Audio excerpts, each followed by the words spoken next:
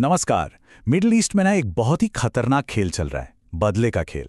यहाँ हर एक्शन का एक रिएक्शन होता है और वो रिएक्शन अक्सर पहले से कहीं ज्यादा बड़ा होता है। तो आज हम इसी तनाव के सबसे ताजा दौर को समझने की कोशिश करेंगे, जिसकी चिंगारी एक सोशल मीडिया पोस्ट से भड़की।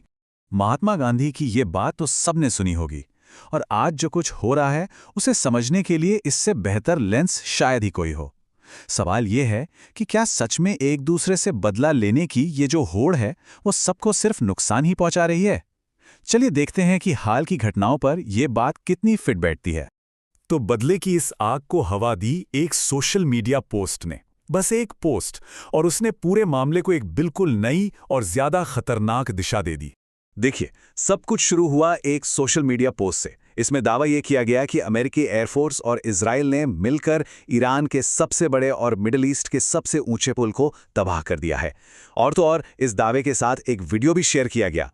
इस हमले के दावे के साथ साथ एक सीधी सीधी चेतावनी भी दी गई। कहा गया कि अब ईरान के लिए एक सौदा करने का समय आ गया है, इससे पहले कि बहुत देर हो जाए। मतलब संदेश बिल्कुल साफ था, या तो बात करो वरना और बड़े नुकसान के लिए तैयार रहो।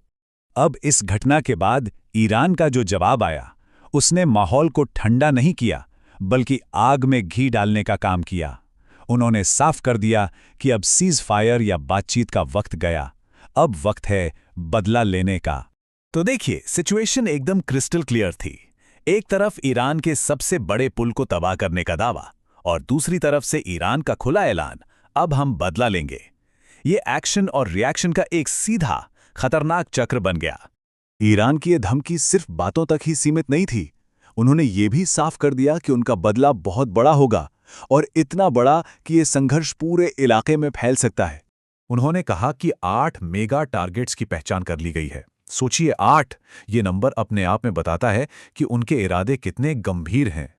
और यहां सबसे चौंकाने वाली बात क्या है जानते हैं? ईरान ने यह नहीं कहा कि वो अपने देश में कोई एक्शन लेगा।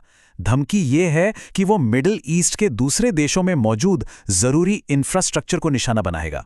रिपोर्ट्स के मुताबिक ईरान ने कुवैत, सऊदी अरब, बहरीन, जॉर्डन और यूएई जैसे देशों में बने पुलों और दूसरे बड़े प्रोजेक्ट्स को निशाना बनाने की बात कही है। इससे एक बात तो साफ हो जाती है, ये लड़ाई अब सिर्फ 2 देशों के बीच नहीं रहने वाली, बल्कि ये पूरे मिडिल ईस्ट को अपनी चपेट में ले सकती है। तो घूम फिर कर हम वापस वहीं आ गए जहां से हमने बात शुरू की थी। एक ऐसा चक्र जिसका कोई अंत नहीं दिखता। चलिए समझते हैं कि ये चक्र आखिर काम कैसे कर रहा है। ये साइकिल कुछ इस तरह चलती है। अमेरिका या उसके सहयोगी ईरान के अंदर कोई कार्रवाई करते हैं, फिर ईरान उसके जवाब में पूरे मिडिल ईस्ट में कहीं और हमला करता है, और फिर ये सिलसिला बार बार लगातार दोहराया जाता है। तो गांधी जी की उस बात को अगर आज के हालात पर लागू करें तो ऐसा लगता है कि आंख के बदले आंख की ये नीति पूरी दुनिया को शायद नहीं, पर हां, मिडिल ईस्ट को जरूर अंधा बना देगी। और ये सब हमें एक बहुत ही अहम सवाल पर लाकर छोड़ देता है। अगर बदला लेने का ये सिलसिला इसी तरह चलता रहा तो इस पूरे इलाके में शांति और आने वाले कल को देखने के लिए आखिर बचेगा कौन?